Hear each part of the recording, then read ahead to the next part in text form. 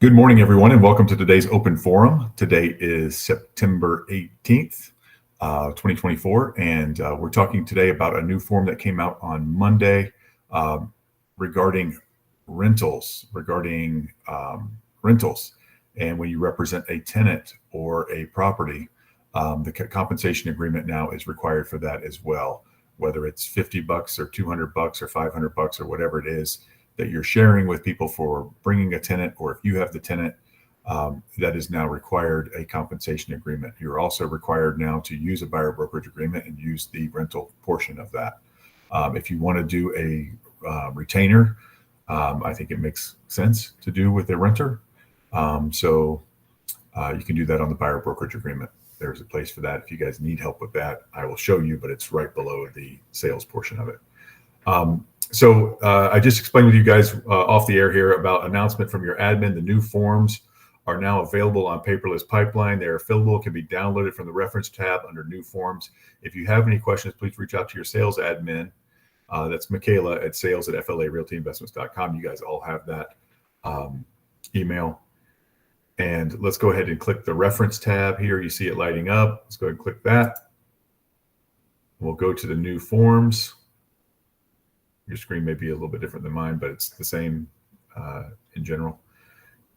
Exclusive buyer brokerage agreement, the showing agreement, the pre-touring agreement. I'm going to cover this with you one more time. These are the three agreements you can get signed before you show properties to any buyer or tenant. Buyer brokerage agreement, showing agreement, or pre-touring agreement. Buyer brokerage agreement is the best agreement, covers anything that you might show them or they may see in the next 6 months or 3 months or however long you make it for. Showing agreement is where you list individual properties that you're going to show them. If they want to go see these 5 properties this weekend, or they just want to see one property, that's great. You can just sign them up there. There's a place to fill that out. The pre-touring agreement is a very non-binding agreement. The very least thing you can get that you can give them, it does not get you paid, does not guarantee you any pay at all, even if they buy something that you look at. So that is one that if they absolutely won't sign anything else, that's what you do with them. But that's how you guys have been living your lives for all these years, because you haven't been getting buyer brokerage agreements. So you've pretty much been going around the world with a pre-touring agreement that didn't mean anything. I guess this is a little bit better than that, when you were just meeting people at properties that you had no agreement with. This is where you modify any of those agreements to extend dates or cancel them or do anything else. That's how you would do that. These are your compensation agreements: seller's broker to buyer's broker, a modification to that; seller to buyer's broker, modification to that. Compensation agreement, this is the one we're going to talk about today. And let's go ahead and get started on that. Okay, you guys can see that. I'm going to go ahead and open this form up so I can blow it up some.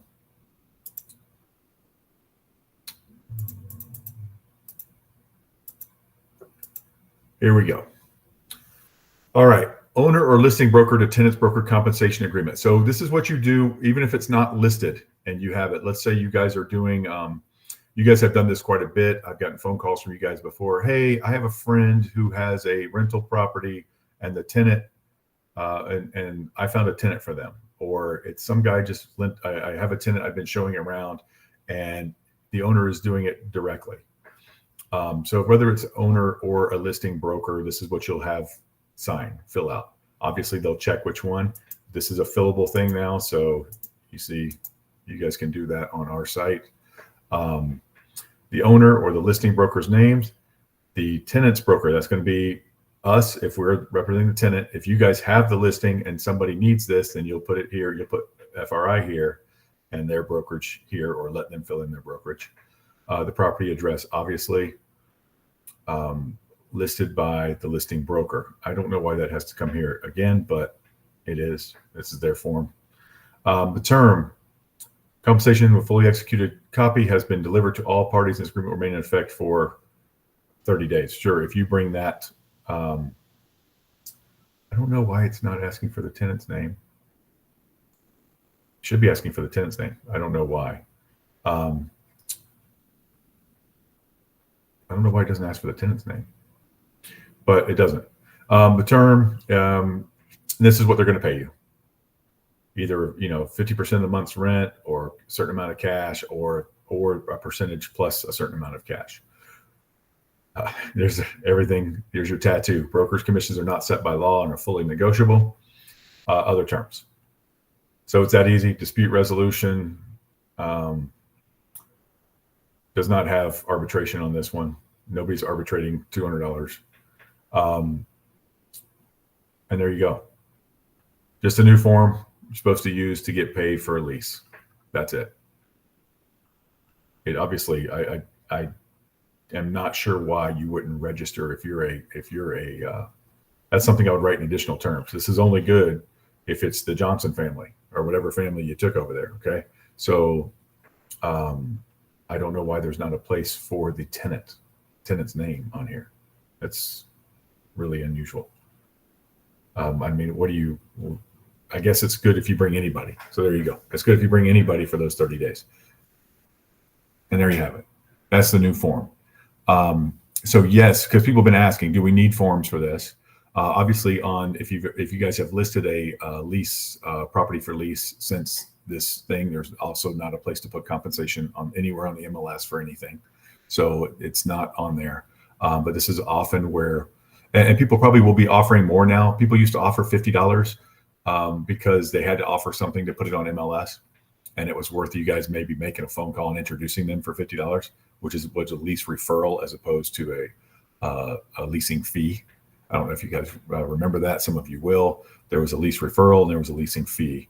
The referral typically was, hey, Natalie, I've got the Johnson family here. Here's their phone number and stuff. They're ready to go. They really want your property. Maybe I showed it to them, maybe I didn't. But the lease fee would be, I'm going to represent them all the way through this. Let me send you their application fee, and they're going to fill out your application online with me as their agent advising them. That was the only real difference. Most people just had the same number there, no matter what it was, 50 and 50 or 200 and 200 or whatever it is. So there you go. Sometimes it's 500, sometimes 400. FRI properties, I think they offer 400 for people bringing them people. So there you go. Are there any questions on that? No questions on that form or the lease or the listing process, leasing process, none of that. Awesome. You guys are amazing. So let me get out of there. Any questions on what goes on our paperless pipeline? If you do have specific paperless pipeline questions at a later time, please contact Michaela. She's amazing. She is the queen of the paperless pipeline. She will help you. Guys, if you have marketing needs, please contact Michelle Machado. You guys have seen her post several things. She's been sending you emails occasionally.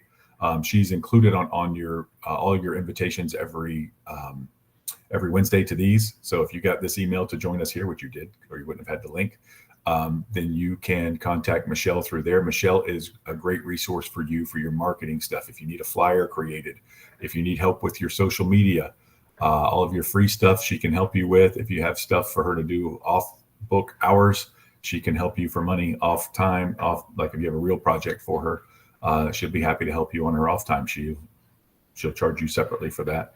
But she is a free resource if you use her just for like a Canva flyer or something like that. She's great at that. So if you guys need something from her, she'll be happy to help you. And you have her contact information, and that is just a resource we offer you at FRI. So it's part of your $0 monthly fee or whatever you do. So yes, Christina. Hey, and this isn't pertaining to that specifically. I had a question about, but about with the new agreements, and I guess I'll just spit it out while I'm saying it. So, like, let's say I have a buyer broker agreement with Tom Smith, and I have the flu, and I'm sick, and I can't show any properties to Tom Smith that day, but we're supposed to look at properties.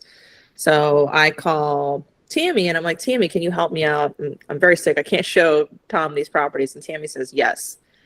Is there any additional pay, and I have an agreement like, oh, okay, we're going to work out a compensation agreement for her to help me out. Is there any additional paperwork involved in like a situation like that? No, particularly, I know that for a fact because she's with FRI. So absolutely not. They signed with a brokerage. You signed it for the form, but they signed you did it as an agent for the brokerage.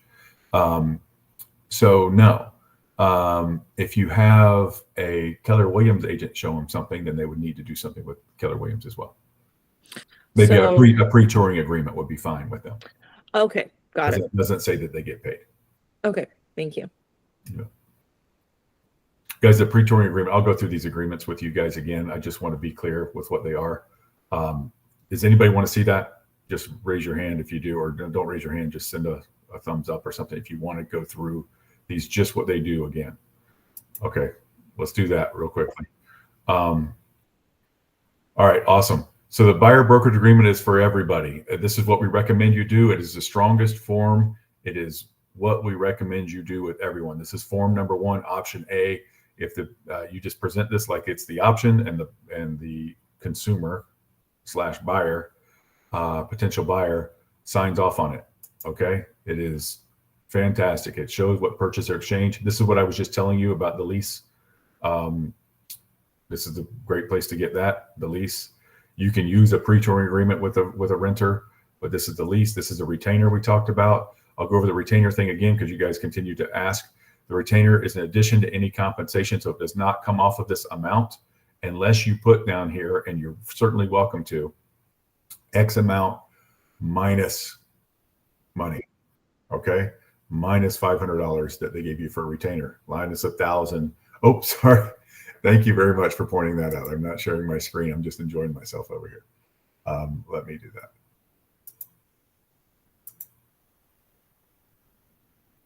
Sorry about that.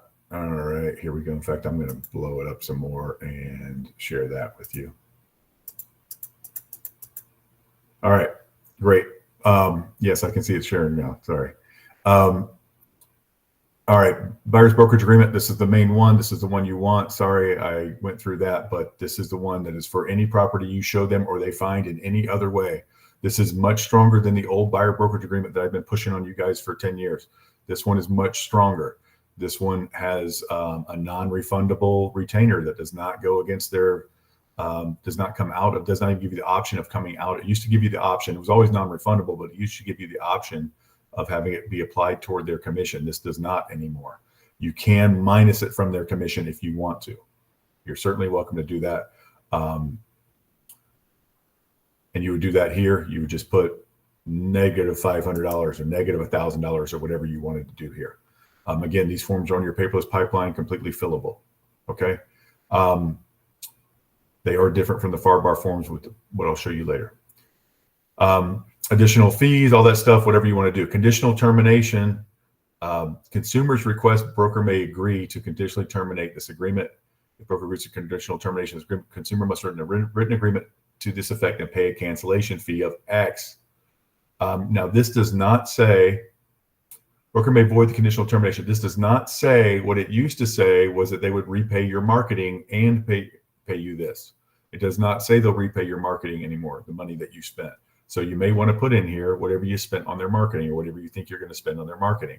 So if you know the photos are $250 and you're going to, the sign is $50 or whatever it is 40, but whatever you want to put here, that's what you would put plus whatever cancellation fee on top of that. So if you want to charge them $500 cancellation fee plus the $250 you've already spent, then put the $750 here, whatever it is you want to do. That's that. So when you get a cancellation fee, we do not keep any of that. We do keep 10% of your retainer. Florida Realty Investments does, but we will not keep your your cancellation fee. We'll just turn that around to you because some of it's going to be money that you spent already. All right. Dispute resolution. This is where we mark out arbitration. The reason we mark out arbitration, and you do not need to explain this to them because you're not an attorney, but the reason we do that is because there's very little money to be fighting over here, typically in arbitration, and arbitration mediation eats up all of your, the prevailing party does not get legal fees. So legal fees eat up everything for both sides, even if you're right. And all you'll ever end up doing is splitting the baby, as they say, and no one comes out a winner. So you want regular legal action, in which case the prevailing party will typically get legal fees. All right, and so that's your buyer brokerage agreement. This is the number one we want you to get signed. This is the most protective of you. This one we've also added the box. Selecting this box, consumer request only be shown listed properties for which seller is offering buyer brokerage compensation. So you do not have to show properties if they're not offering you compensation. I recommend that you still, try to get paid through concessions, and you still can typically, but this lets you off of, you don't have to with this, get you out of hot water if they say, oh, they didn't show me that property because they're afraid they wouldn't get paid. Well, we're getting paid. This is legal. This is a completely legal document, and they owe you 3% or whatever you put on here. Yes, you can take less. You have questions, Olga?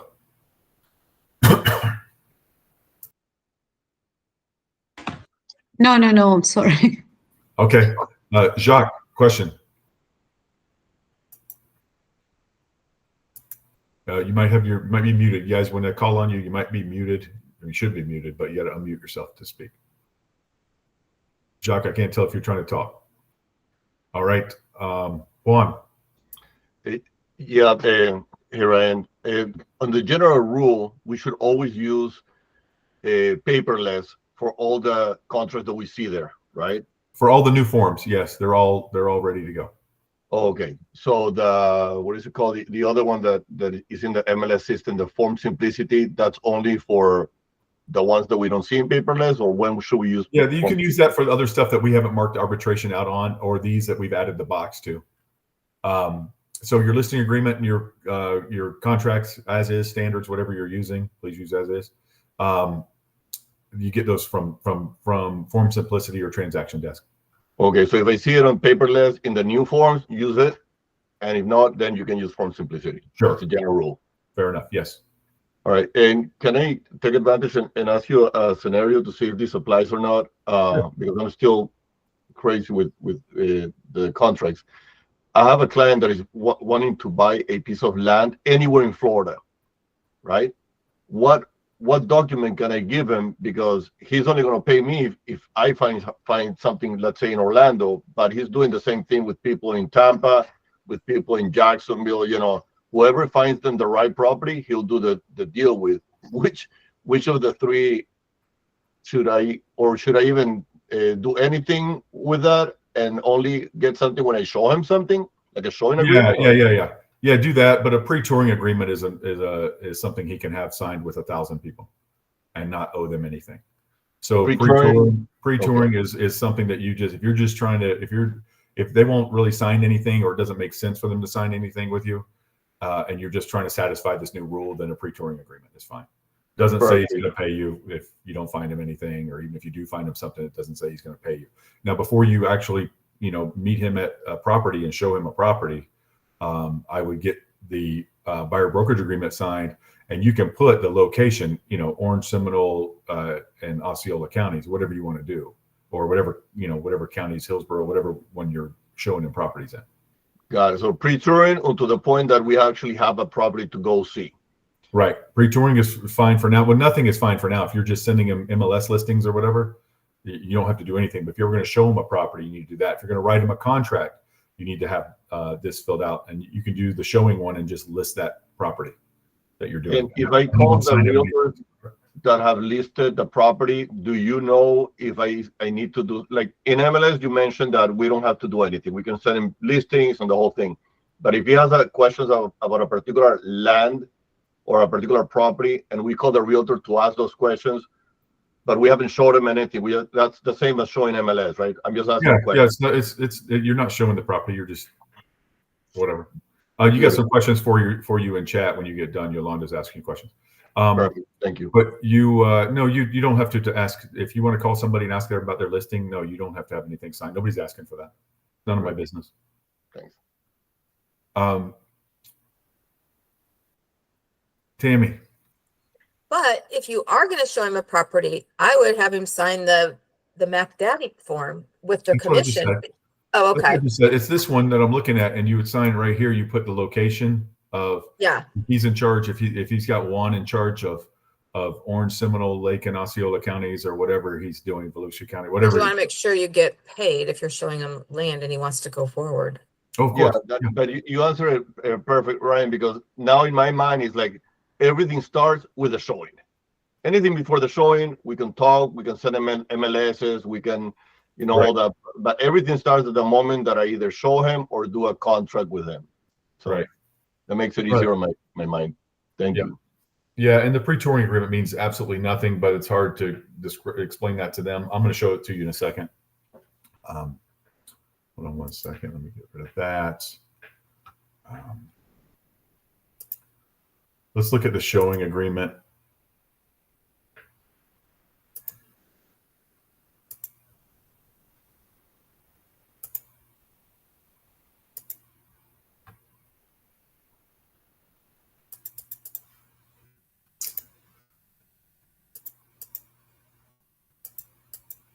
Oops, a little big. There we go. Showing agreement. It's the same. It's very similar to that, except you're listing individual properties. The other form says anything that they find or you find for them or is brought to their attention by you, themselves, or any other person, meaning the other 8 billion people on the planet, bring something to their attention, you get paid, and you're representing them. If guess what? If they don't ever return your calls after that, and they buy something, they still owe you. You tried to represent them and they wouldn't allow it, then they still owe you. If they sign something with another broker the next day and that broker takes them all the way through the process, guess what? They still owe you 3% too. They're grown people. They're grown ups. They signed a form. They signed a legal document saying they owe you money if they buy anything during that time. That is the beauty of that one. This one, I'm going to write 123 Oak Street, 412 Sycamore Drive, and whatever else. And only if they buy those properties do they owe me. Okay. So this is much more specific. If they wanted to see one of those properties, and we're going to check this box because we don't know necessarily that Sycamore is going to pay me a commission, right? So if I call Sycamore and they say nope, and there's no way the seller's doing it, and they're not going to do concessions, and I've got a buyer who can't afford to come out of pocket and pay me 3%, then this comes in handy. I don't need to show them Sycamore. Is that okay with you guys that I don't show you a property if you have to come out of pocket to pay me? And they're going to say, I can't come out of pocket to pay you. And you can say, all right, well, we're checking that box. All right. You do not have to check this box. I'm just telling you, if that's the case, then you can. Wanted to give you guys that option so you don't get in trouble for steering them to ones where you get paid, which is, of course, what you're going to do because you are a business person, not a free ride. All right, that's a showing agreement. That's a real difference. You're still going to write in here what you're going to get paid, purchase or exchange, etc. There is not a retainer in here. Oh yeah, there is a retainer. Sorry, it's below the money. There is a retainer, non-refundable, and is addition to any compensation earned by a broker. So it is non-refundable and non-applicable to the 3% or whatever you put up here. Okay. Yes, you can put 2.5%. You can put 2%. You can do whatever. It's better to put 3 and then drop it based on whatever, or you put 3 and like I had one of you last week is getting 2% from somewhere and they went after 1% on the contract. Go ahead, go for it. All right. That is the showing agreement. I am now going to go to the pre-touring agreement. You guys have any questions on the showing agreement? Now that I took it off the screen. Can the non-refundable be 0 or a minimum Just amount? leave it blank. Yeah. Oh, okay, you don't have to. Okay. No, you don't have to. No, most of the time you're not going to, but some of you are, and you're welcome to. And guys, you can do a retainer there, and no fee and no compensation for something you do. If you just agree with somebody that you're going to show them properties for the next 2 weekends, and they're going to pay you $500 or $1,000 to just show them properties, and maybe write a contract for them. You know, you can put in there, it's $500 if I just show you properties, and it's $2,500 if I write the contract. Right? I mean, you could do whatever you want, just like a limited services buyer thing now. This is Wild West now, guys. It's not like it was. It's not, your pay is not set by anything, which is good and bad. It's an opportunity too. You know, you find somebody who wants to only look at FSBOs or whatever, fine. I'll take you around to all the FSBOs. I'll call everybody, see if you can get paid by the other side. And if you can't, then get paid by the buyer. All right. Here's the pre-touring agreement. Very little going on here, guys. You do not owe the broker any compensation at this time. If you wish to work with broker to purchase property, broker shows you. And I'm going through this, guys, so you can give it to, like Juan's situation. He could give it to this guy who doesn't want to sign anything with anybody because he's scared. Like, I'm not signing things with 5 different people that I'm going to owe them money, which is smart.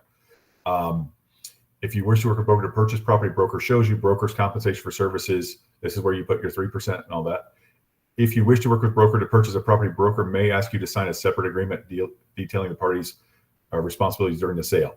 Guys, this is where you show them the word wish on a legal document. Ask them to show you any other legal document that has the word wish on it, and may. It is absolutely non-binding. This is the most non-binding piece of paper ever. It just satisfies the requirements of the new settlement that says you have to have something signed.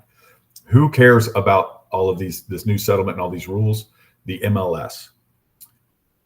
Anything that's on the MLS, anything that's MLS done. Ryan, I am part of your Thompson brokerage now. Do I need to abide by these rules? Yes, it's part of the MLS. The Thompson style brokerage is part of the MLS. That's the whole point of doing the Thompson style brokerage, is that you can have MLS without having the board. But Ryan, I'm not going to be part of NAR. That's okay. Doesn't matter. You're part of the MLS. The MLS is largely owned by associations. In fact, they all are here in Florida. So yes, you have to abide by MLS rules. So you do need to do these. If you have a commercial piece, and Juan, if you do not find his property on the MLS, no one is ever going to hassle you for one of these. Okay, if he buys something off market, if you find him your neighbor's property, nobody's ever going to ask you for any of your buyer brokerage agreements. I think it's a great idea to have anyway. This one doesn't mean anything other than satisfying the MLS requirements for having an agreement with a buyer. Okay.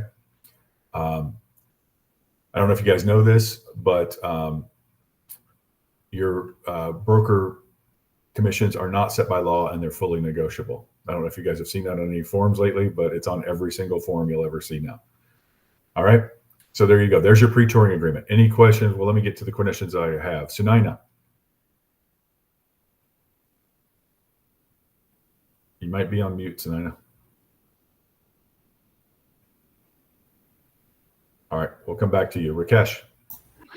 So Ryan, good morning. This one is, can be used for commercial as well, or this is only for residential? They all can be used for everything. And did I hear it correctly that this is not really legally binding? Yeah. I mean, it's legally binding that there's nothing agreed to. It's a legal document, but this doesn't say anything. It says you do not owe broker any compensation at this time. If you wish to work with broker to purchase property, broker show you broker compensation for services will be this. If you wish to work with broker to purchase the property, broker may ask you to sign a separate agreement detailing the party's responsibilities during the sale. That's it. This doesn't mean anything. So in case of somebody want to sign only for a particular property, it's you can do that with the BBA as well as for a single property, right? Buyer brokerage agreement. For a single property, you would use a showing agreement, but yeah, you can use BBA for all. No, I mean, if you want to kind of have a more solid document for commission, then you can go for that for a single. Either of the other two is much more solid. The BBA is the best, and the showing agreement is the second best, and this is the very, very distant third best. Okay. Thanks. Right. Sunaina, are you ready to talk? You're not. You accidentally raised your hand, I believe. Okay. Any other questions on this? What we got in the chat? If an investor that sometimes do not show the property still have to sign something, you should. If you don't, well, sometimes means you do sometimes. So yes, you should have them sign something.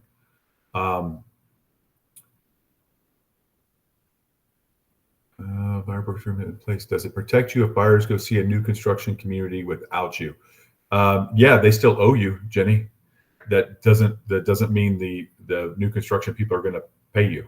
So no, make sure they know that. You have to inform them. Do not go see a new construction without me because you owe me 3%. I know that's not a fun conversation to have. Just tell them absolutely do not go to a new community without me, just like you would have done before, hopefully. But now they actually owe you. Just would have been sad before, and you would have called me and said, Ryan, I'm so sad. But now they actually owe you 3%. So they're going to be really sad, or you're going to completely let them off the hook, which is probably what's going to happen. But legally, they are bound to pay you 3%. So You might want to make that a point. Guys, a lot of this form, just like I used to tell you guys before, I don't know if you guys remember this, but before all this madness with the buyer brokerage agreement, I would go over it about once every 6 months, and I would talk to them. It's a selling tool. Talk to them about this. Not only now it's just required. So that's just another reason you have to have them sign it, but it's a selling tool. It is, let me get rid of this form.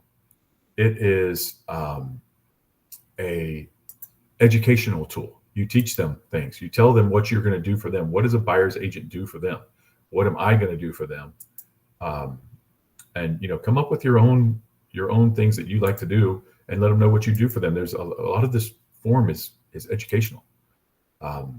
You guys should be using that now more than ever to promote how great you are at what you do, using those, the 300 things that realtors do for you, right? But when we get down in here, broker obligations, broker will do all of this stuff. Broker will find you what you're looking for, make sure you get the financing, make sure you do all that stuff. So, get that list of things that we do. And when you go through this, cover all this stuff. And then add the other things to it. I mean, a lot of this stuff is fair housing and stuff like that, which obviously we do, but add that list of things that we do that people don't realize that we do. Because what do they think we do? We show them a couple houses and we show up for a $15,000 check at the end, right? That's what they think we do. And it's right there on their settlement statement that they have to sign that they're paying you $15,000. Somebody's paying you $15,000. And they think, wow, we only saw Tammy 2 times and she made a few phone calls. I think she was at the inspection for 30 minutes and she left. 15 grand sounds about right, right? They don't realize all the things that you do. So make sure that they know. Malvis, if the client comes through Opcity and wants to see a property, can I have him sign the buyer agreement for just one property? Of course. That's what, I mean, you have them sign that. If they balk at that, have them show the showing agreement for just that one. But you might as well get them to sign the BBA. Are you using 3% as an example when the person goes to a new community without you? Okay, so let's talk about that real briefly. I get that question a lot. Yeah, I'm using 3% as an example. That's what you guys should put on your form. If you go and they're offering you 3.5% or they're offering you 3% and a $5,000 bonus, you can modify your buyer brokerage agreement or modify your showing agreement, whichever one you used. For a showing agreement, you can put, the Lennar community in Narcoossee, Florida, or on Narcoossee Road, or whatever you want to do. The Lennar community called Whispering Pines, whatever it is you want to use, you can do that because obviously you won't know what their address will be. But typically just use the BBA.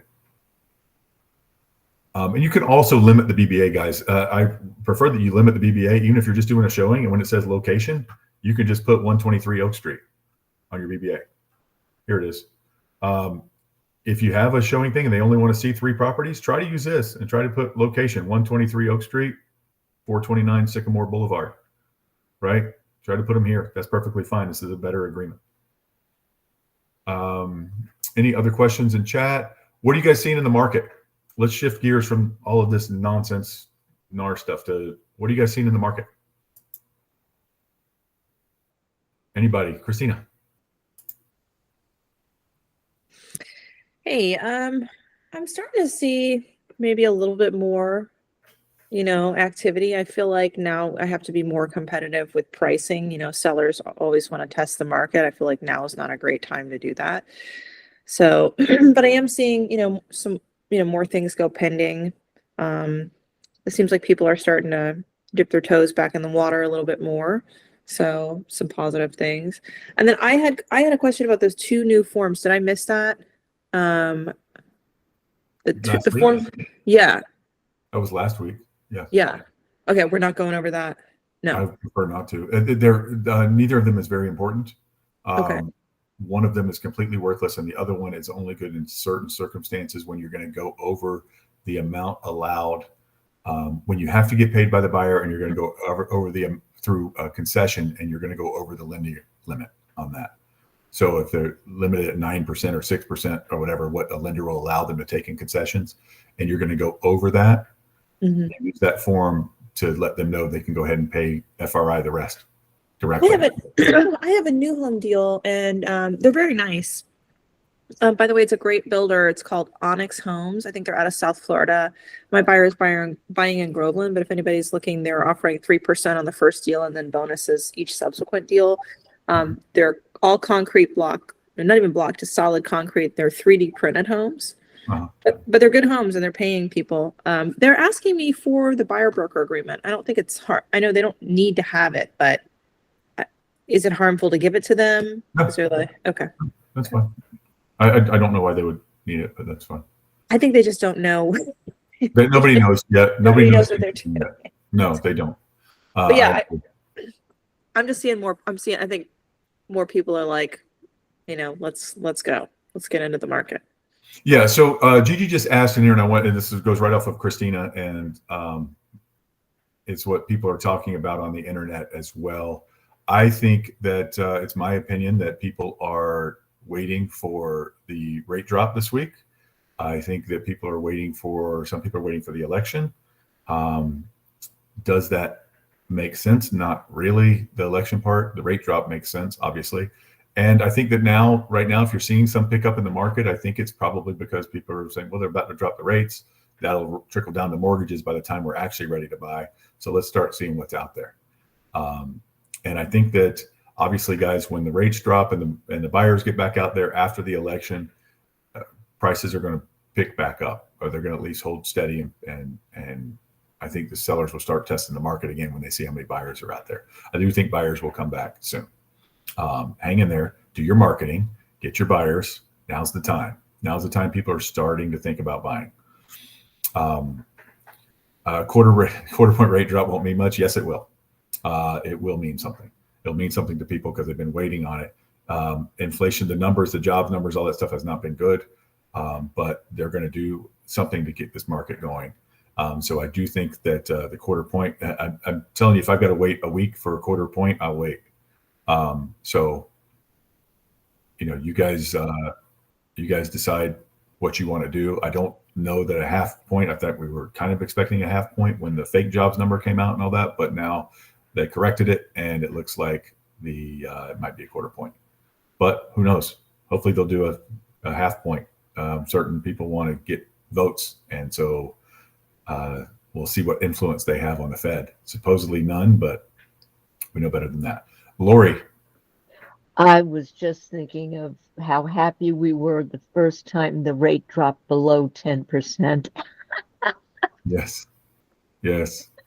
People today have no idea. Yeah, but everything's relative. And now I've got to get out of my 3.5 and into something because of a life change that's happened. So 3.5 to 7.5 is a lot worse than 3.5 to 5.9 or whatever it's going to be. So yeah, you're right. I remember those days when the rates were in the teens. Yeah. Oh yeah. Oh yeah, we have it good. We just don't know it. Yeah, for sure. Okay.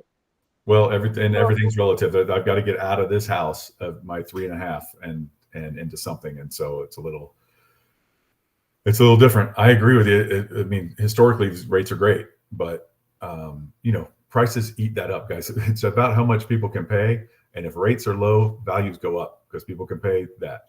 If rates are high, you get less for your house because people can only pay that. So what's happened, Lori, is rates have gone down. Values have gone up so much. Yeah. That's why, you used to be able to buy a $48,000 house and now it's $480,000. Yeah, my property is worth 4 times what it was when I bought it in 22. Awesome. That's amazing. Yeah. Any other questions? Any other questions on the market? Anybody got any ideas or stories about what's going on in the market? Nothing. Okay. What are you guys seeing marketing wise? What's working for you and what's not? For me, I'm just always, on referrals. So I think it's kind of shocking how many people, obviously none of us here in this call, but how many agents don't keep in touch with their buyers and sellers. So I think if you're going to do one thing, do that. That is the easiest, it's 10 times cheaper to keep a customer than to get a new one. And I think that's great. And, that phone call that we talk about where you just say, what's next for you guys? Which is not intrusive. It's not anything else. It's not, hey, you gonna buy or sell a house? It's just, what's next for you guys? Oh, well, life changes. Kids are all off to college. We're going to downsize. We're looking at something maybe, in a certain area or a condo or whatever. So thank you. Yeah, that's a great point. Tammy. So I am one of the ones that are not good at keeping up with their clients. No.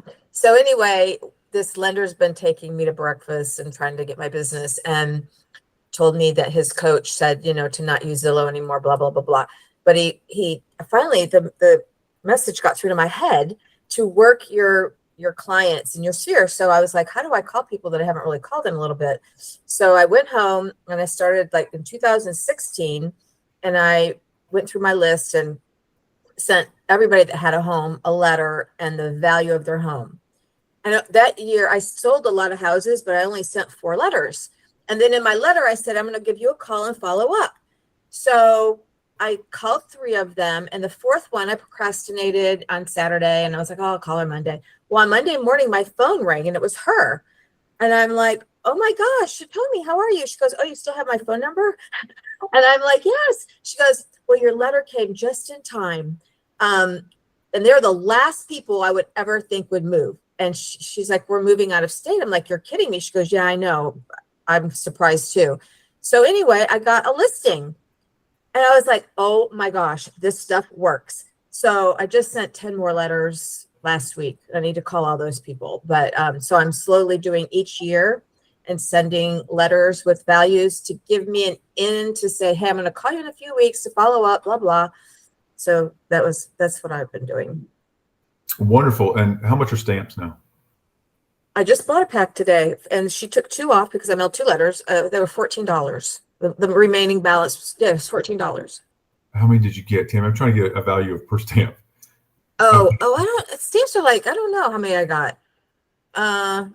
Maybe they're like 70 cents. 70 cents. That's why you got 20 for $14.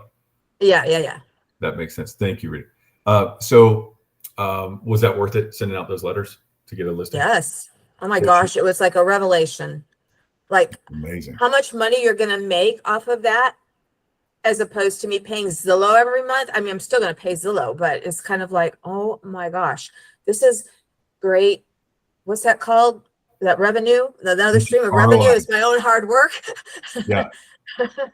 That's awesome. Great job. And guys, that's why I those reminder media magazines, all this stuff that you guys can do to keep in their consciousness.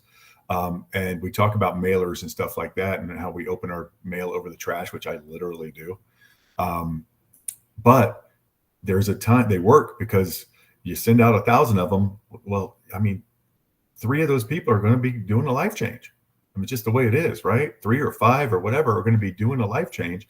And if you only send 100 because it's people you've worked with before, or you've had good contact with before, they're friends of yours or whatever, and one of them or 2 of them is doing it, what a great return on investment that is, right? It also made me more aggressive. Like, I've been always so, but it was like, no, I am going for this. And it really made me kind of more aggressive in my thinking. Good for you. That's awesome. Thank you, Tammy. That's awesome. Are you setting aside your time in your calendar for calls and stuff too? No. I love it. That's all right. Well, I'm glad you're doing what you're doing, because I'm trying. I understand. It's a constant battle. I know, but you can do it. Natalie, you're muted, Natalie. I was wondering if anybody has done any open houses since the buyer brokerage agreement went into effect. Like, I have. And no problems. I mean, I know we're there for the sellers. We don't have to have them sign anything, but I was just wondering if that's kind of slowed the market down. Like, people are more apprehensive about coming in. Buyers are like, "Ooh, I don't know." I don't think so. The one that I did it like last one I did was Labor Day weekend, and I had like nobody, nobody come in. I think everybody was just at the beach, but I don't know. I'm hearing other people have great success. But that was my last one. Okay.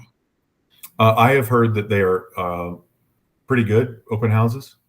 better than regular showings. They're getting more people. But a lot of that is neighbors and stuff. You know, you never know who's coming to open houses. And it's all anecdotal stuff.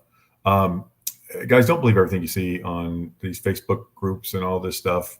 People talking about you can have an open house, but if somebody comes, you can only answer questions about bedrooms and bathrooms. If they want to know any other realtor type questions, then you have to have them sign it. That's not true. You can represent your listing to the best of your ability. You're a licensed realtor. You guys have not, guys, there's a difference between FRAC and these stupid MLS rules. Okay. And there's a big difference in enforceability. Like you cannot have an unlicensed, you guys know what your unlicensed assistant can do, right? They can only point out what's on that MLS sheet when they come in, right? Oh, it does. Does it have a pool? Let me see here. It does. Yes. I can't go show them stuff and say, well, it's a great neighborhood and all that stuff if I don't have a license. You guys are licensed. You can do that. It is your listing. You can absolutely represent your listing to the best of your ability, just like you always have been. Don't go overboard with this nonsense. You absolutely can do that. Don't be scared. Don't be anything else. Because if you go show me a listing and you say, oh, it's a 3-2, you guys can look around. And I ask you about the neighborhood and you say, oh, you got to sign this to hear about the neighborhood. Let's go, honey. Get out of here. You know, whatever. All right. Rhonda. Yes. You might be on mute if you're talking. Yeah. Yes, I'm asking regarding the NAR, the membership, the dues that we're not we don't have to pay it anymore, but we already paid it.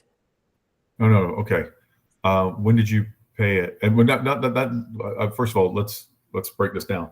So, if you want to stay a member of your local board and FAR and NAR and be a realtor, then you have to pay your board and your MLS. Your board, which includes your NAR and FAR and your MLS. They're different times of the year they bill you, etc. We do have a Thompson style brokerage now where you will not pay your board and FAR and NAR, and they're just starting to bill you. You don't have to pay it yet. Your membership is still good there. If you want to switch to our Thompson style brokerage, which is FRI4, wait until your board membership that you've already paid for runs out. They will not prorate you and give you part of it back or anything else. Wait till it runs out. It will expire at, when does your next year. No, different boards are different times. Right. So usually by the end of the year, around the end of the year, it expires. They're going to continue to send you notices that you owe them, pay early, pay now, pay whatever. Save you money. You do not need to tell them that you're going to a Thompson style brokerage. Just say, I won't be renewing with the board and FAR and NAR. Okay. If you're going to change to Thompson. I don't recommend that you change to Thompson necessarily. You can or you cannot. I don't care. We don't care. You're our agent. We'll love you just the same, no matter what. But you can if you want to. You can't if you don't. Will it make life a little bit more difficult? Maybe. Will it save you money? Definitely.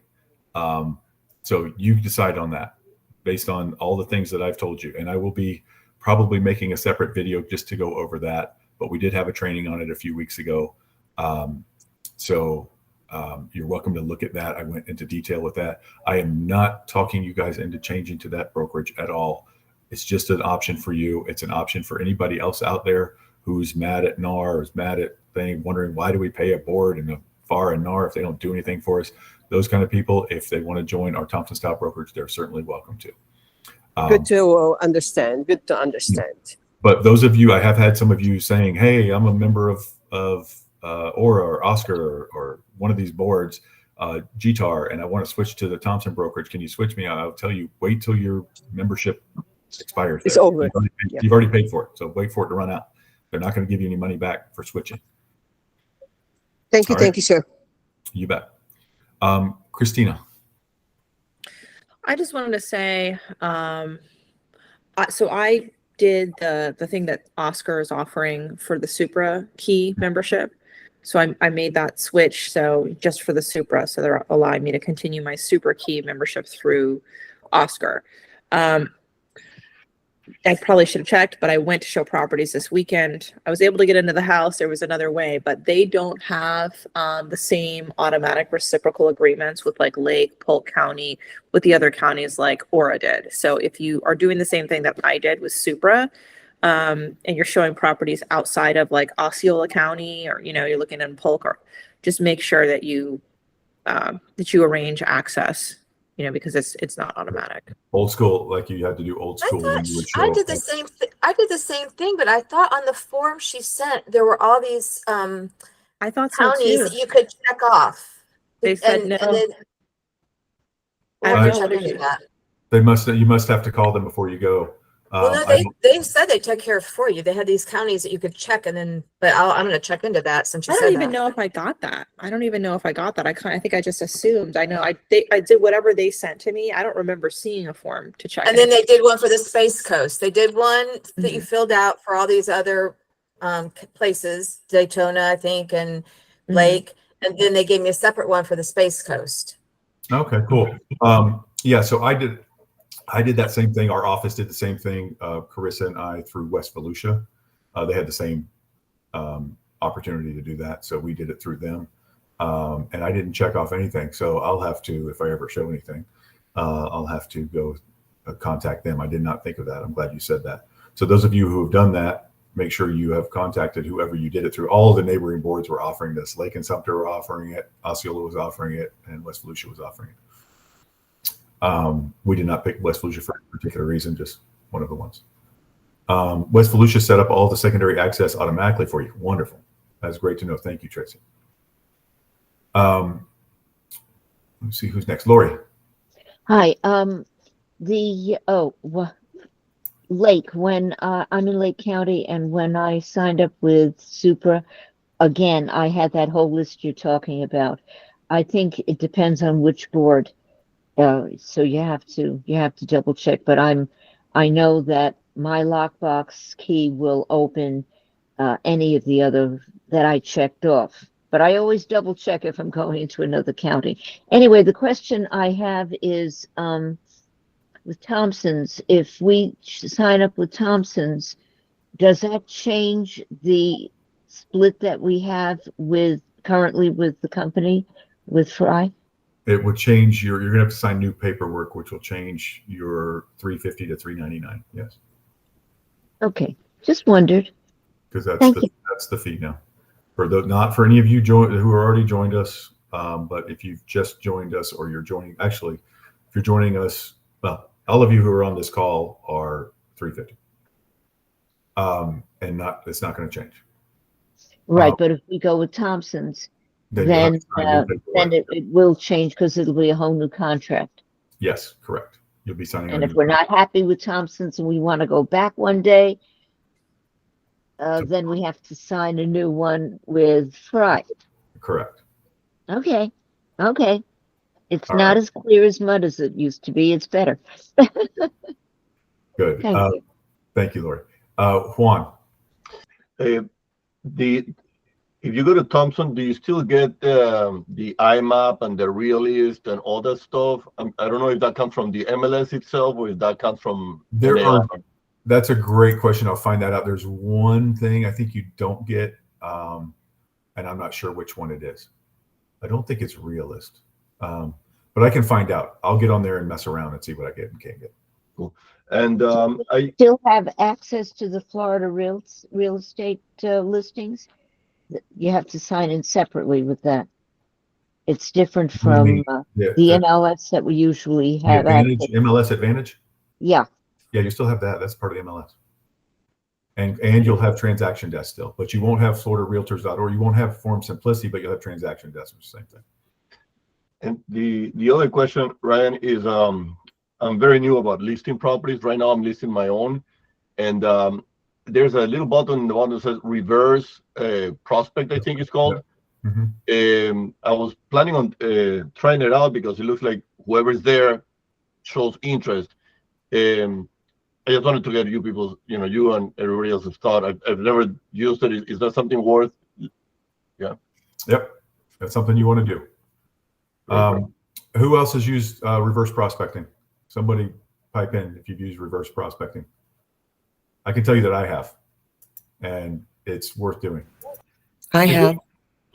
Is it better to use the system itself to email? Because I was planning on grabbing all those realtors' email and putting in my own Google email and sending from my own direct email, or it doesn't matter? I don't think it matters. Okay. You guys seen that? And if you do pull them out, then you can share stuff like your form, like I'm offering 2.5% or 3% or whatever you're offering. You can share a form if you pull it out of the MLS system. You know what? That was I'm glad you brought it up. Only in the contract we're not allowed to put it, or in the MLS or anything. But when contract? No, that like buyers agreements and all that. But if I advertise outside the MLS, can I put how much I'm? Yeah, if you don't link to MLS, you can advertise outside the MLS and put how much you're paying. Yes. So in the MLS, I follow the rules. I can go to Facebook and do whatever I want. Correct. Unless you link to your MLS, don't put a link to the MLS. No, I just put a picture with the info. Call me if you have any questions, like if it was off market. Correct. Great. I'm glad you brought it up. That was my main question for today. Thank you. Awesome. And you can take that reverse prospect list. You take it off of the MLS system. You can tell them also, or put your little flyer that you would put on MLS, Yeah. Great. Yolanda.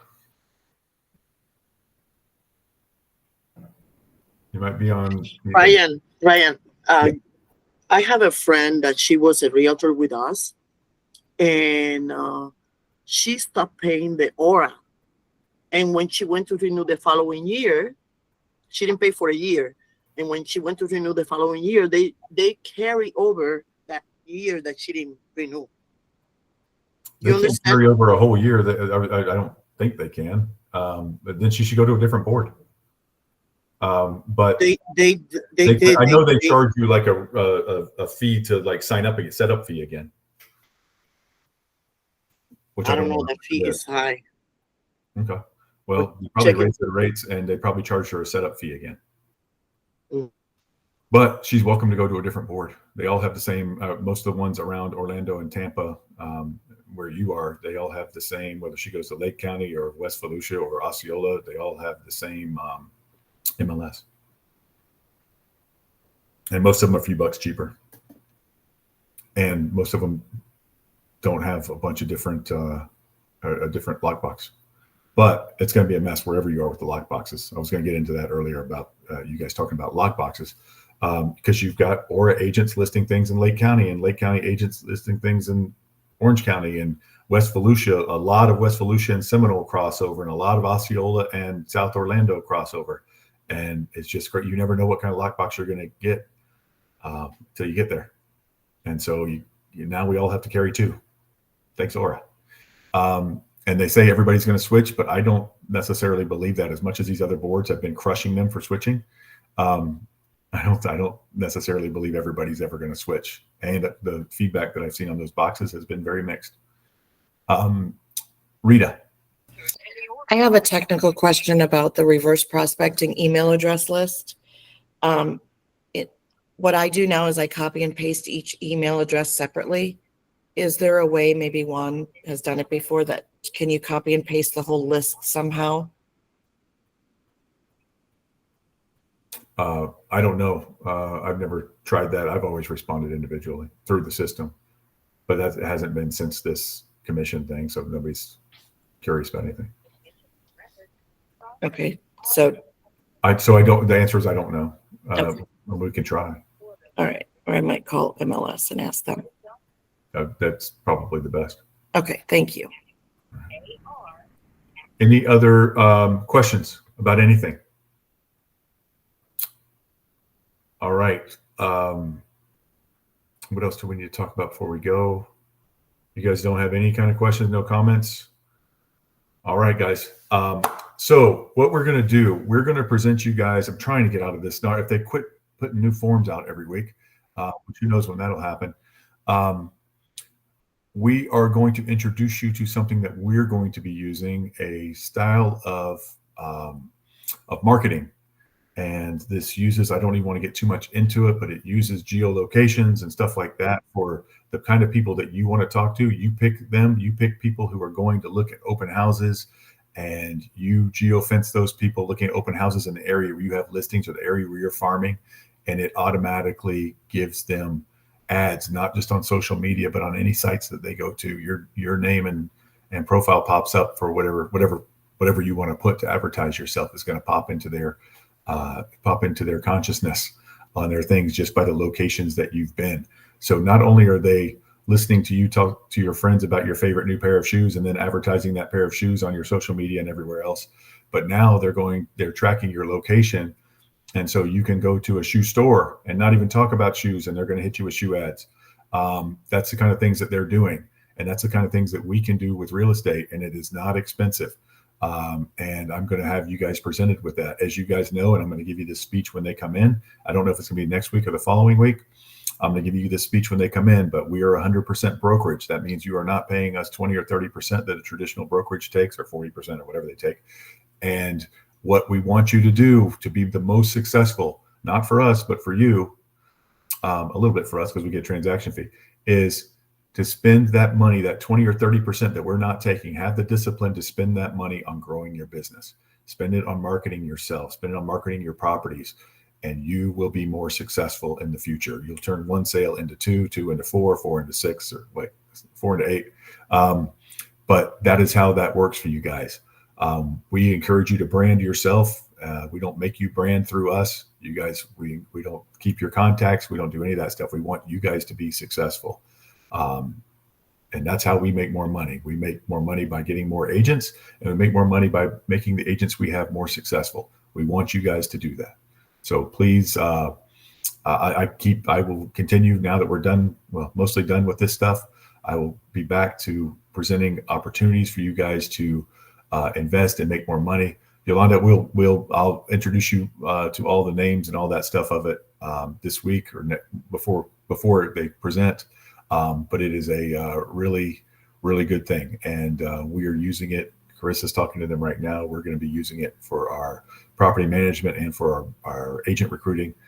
We think it's great.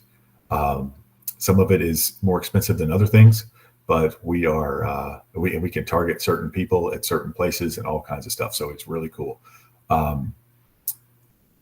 Sunaina, you have a question? You're trying to talk. Oh, you're unmuted. Yes. Sunaina, we can't hear you for some reason. Lori. Hi, I'm just wondering, because of my increasing physical limitations, I am actually being forced into being a referral agent. And I'm wondering, will that kind of a program that you're talking about help me market myself as a referral agent? And what kind of advertising out of area can I legally do, letting people know that they have a referral contact in Florida, for instance? That's great. Well, you don't tell them it's a referral contact. You just tell them you're a contact in Florida, and you can help them with their real estate because you can partner with Christina or Yolanda or Juan or Sunaina or Rita, and I'm just saying the people's names I can see on my screen. You can partner with any of those people, and we are Florida Realty Investments. We will help them. So yes, you absolutely can. You don't need to tell them your referral thing. You can say, yes, I'm working with Christina on this. I'm working with Rita on this, and help them, whoever wants to take your referral, and keep you in the loop all the way through the thing. So they'll hopefully send their friends and family to you as well. And plenty of agents who will be happy to help you through this whole process with referring. Well, it was just a fluke. One of my dog boarding customers, he was bringing the dog because he was going to California to help his dad. And we got to talking, and his dad was having trouble selling his house in LA. And I said, is he listed with anybody? He says, no, it expired 3 different times. I said, let me find him his next agent. I can do an amazing job for him, and he doesn't owe me anything. The agent will compensate my broker. He doesn't have to. And I set it up, and I found him a terrific agent in LA, and they sold it in 3 months after 3 years of failure. And for 10 minutes of talking, I made almost a $9,000 commission. There you go. Beautiful. That's what hustling will do, and talking and not being a secret agent. That'd be a lesson to everyone to let them know. And guys, wear your name tag. I know you're too cool for a name tag, but wear it anyway. And people, it'd be crazy to wear a name tag in the kennel. I don't care. You never know what some of those dogs might be. You can't judge people by their cover. Some of those dogs might be qualified for, might have good credit score or something. You never know. But Um, are there special advertising requirements I need to follow if I'm advertising out of state? No, I mean, the law, that's all. Lori, I would imagine people get their dogs boarded, probably have a little bit of resources, money and stuff like that. So I wouldn't be ashamed to have at least a real estate sign hanging around or something to make it obvious that you're a realtor too. Put a magnet on your car. I drive around, even if you're a referral agent, put a magnet on your car, drive around. People will talk to you about it. And when they do, then you call Sunaina or Jacques, or I'm trying to find other people because I don't want to show favoritism. Find somebody who would love to take your referral and work with you. All right. Sunaina, Thank you. are you able to talk now, Sunaina? No. All right. Well, we'll get you later. All right, everybody. If there's no more questions, hold on, let me check the chat. Somebody's been talking in there. What's it called? Okay, I don't know. Sunaina? Sunaina, do not raise your hand again. Okay. Thank you, everybody, for coming today. If you have, Sunaina, just hit me oh, there you are. I see the top of your head. All right. You're going to have to email me or something, Sunaina. All right, everybody. Thank you. There you are. I see your head now. Your computer audio is not working, Sunaina. Just hit us later or write it in the chat. All right, everybody. Thank you, everybody, so much for coming in. I look forward to seeing you all next weekend. Somebody wrote weekend. Next week. Have a great weekend. We'll see you next week. And if you guys need anything, you know where to find us. I look forward to seeing you again. Go get them. Bye, everybody.